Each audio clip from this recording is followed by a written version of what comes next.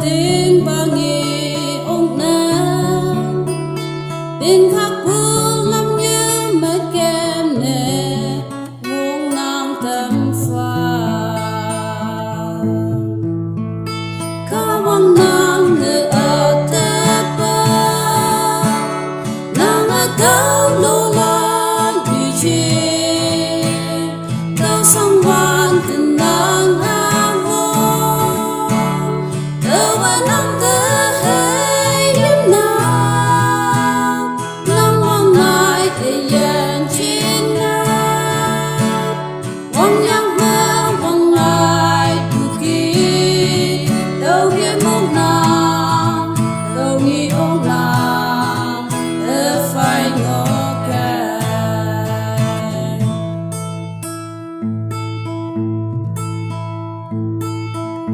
đông như phi hai